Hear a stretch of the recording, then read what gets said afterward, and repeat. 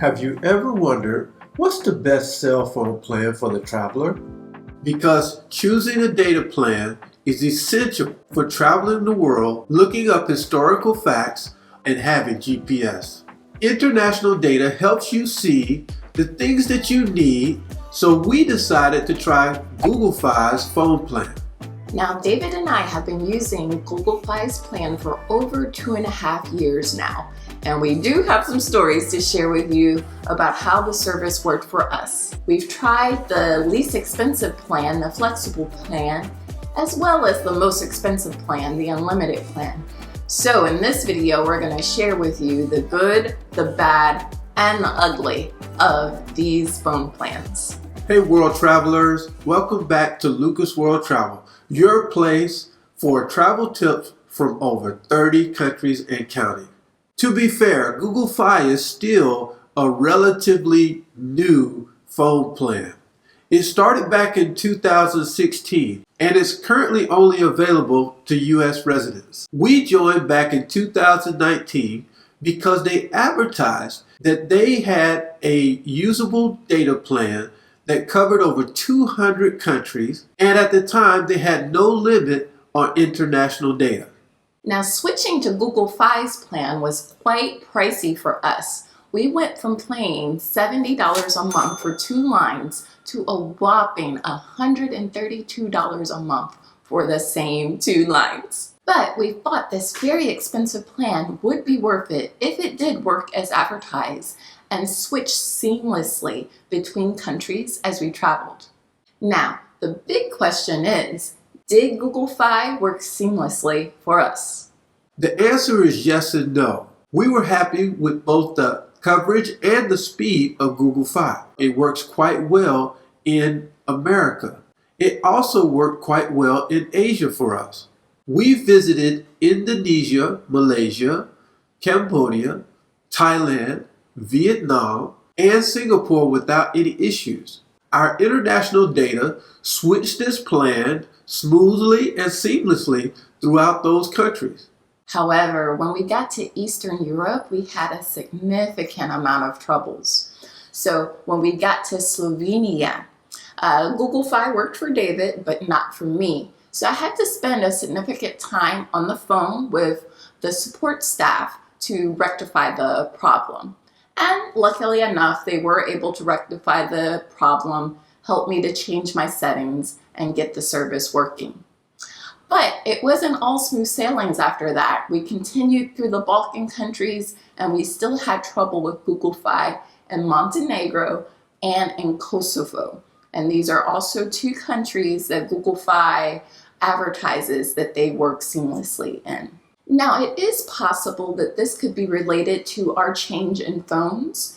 We went from having a Google Pixel phone and an Android phone, and we both switched to iPhones. So we do hear that people who have iPhones have more trouble switching countries than people who have Android phones. So it could be related to that, as we have heard other reviewers say that iPhones don't switch as well as the Android phones. Now we're in Latin America, and we've been through 5 different countries in Central America: Belize, Guatemala, El Salvador, Nicaragua, and Honduras. And the service has switched perfectly. We haven't had any issues using Google Fi in Central America.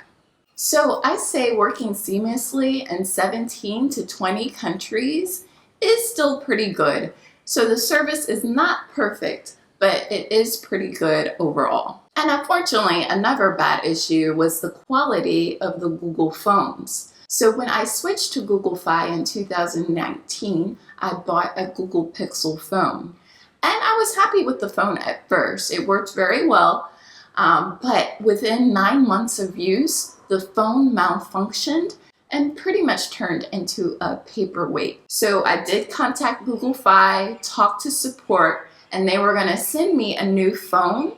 The problem was because we were in Thailand, they were not able to get the phone to me. So I lost the benefit of getting a new phone, and I had to shell out money for a whole new phone, which I was really upset about. I've never had a phone to malfunction after 9 months. That's such a short amount a time. So I will say the quality of the phones was not as I expected. So another bad thing, a downside to me, was that we were told as advertised that we would be able to use the international data unlimited for as long as we needed. But later they decided to change that. So originally, Google Fi's user agreement was kind of vague. They simply said, please use Google Fi mostly in the US, but they did not have any limits on your international data. So we were a bit surprised when they did cut us off.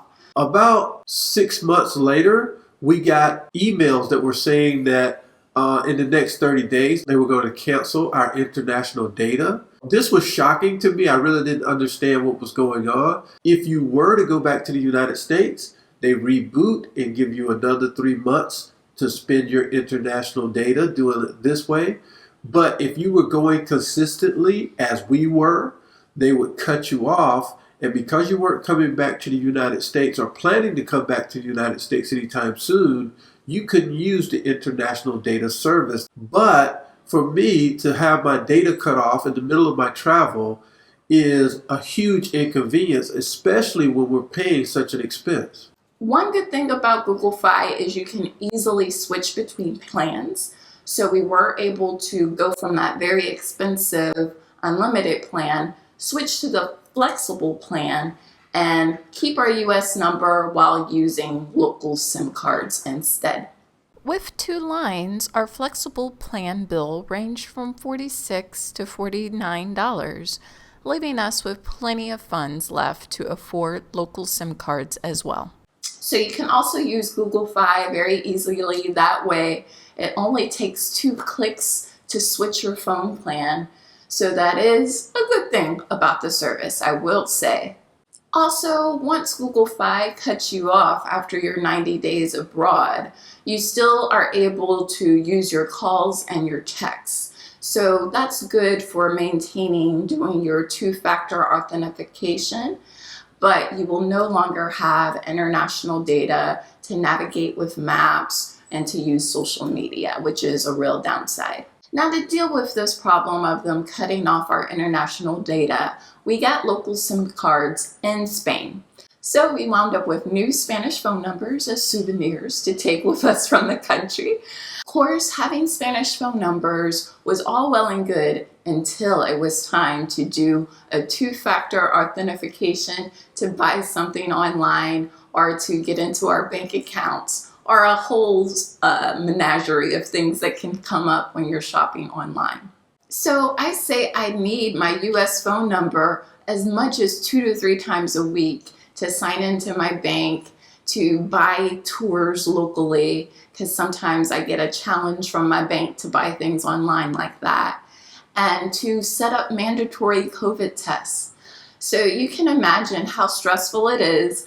I have one day, just a few hours to book a COVID test, and I can't change my SIM card fast enough to complete the 2-factor authentication. This is another thing about Google Fi's SIM card. It doesn't set up instantaneously like a lot of the local SIM cards. It takes 5 minutes, and sometimes I even have to go outside so it can really connect to the local networks better. So it does take time to switch, and by the time it does switch, my purchase has usually failed, my attempt to get into my bank account has usually failed, and it's usually very annoying because you don't want to go through the whole process of buying something again.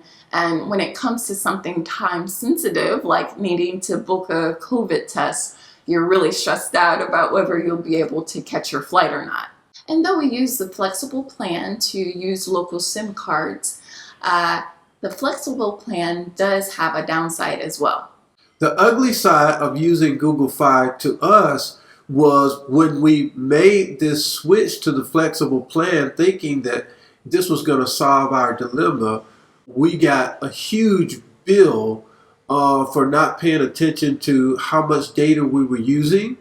We got a bill for $237. That's a huge deal for us. And, you know, you never want to get surprised with a bill like that. David and I really do use a lot of data, so that's why the limited plan is so perfect for us.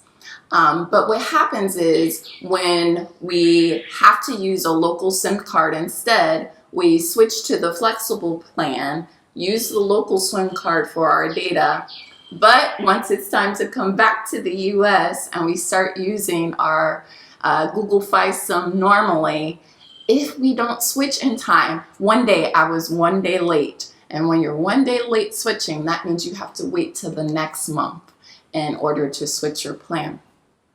And that's what caused us to have that $237 bill. We used our phone normally, not being restrictive of our data, and we wound up going over quite a bit, way too much. And for a company like Google Fi, that's fair. And to be fair, that's fair. Yeah. We broke the rules. But what I'm saying is, if you don't want that to happen to you, then you have to be conscious of that's the way these contracts can work. Mm-hmm. So in the end, we give Google Fi 3 out of 5 stars because it's a bit of a mixed bag. We did really like the ease of setup, how streamlined and clean their website is, the ease of switching plans with just 2 clicks, and how nice and friendly their support staff is.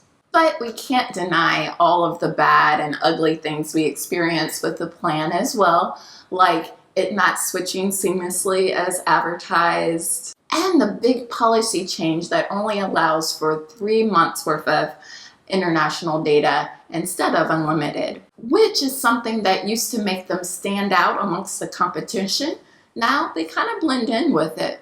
And also the quality of their phones. The Google Pixel only lasted 9 months, so I can't very well recommend the quality of their phones. And naturally the ugly part of having that very extreme overage cost should you go over on the flexible plan.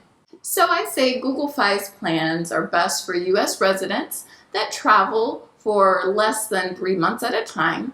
And if you travel longer, you just want to use the flexible plan very, very carefully. Next, we're going to try an eSIM for our international data. So if you're interested to see how an eSIM works, make sure to like, subscribe, and hit the bell so you can see that video when it comes out next. I'll also be sure to post the video here once it's ready and in the description box below. All right, world travelers, well, that's our journey. Good luck in planning your own. Bye, guys.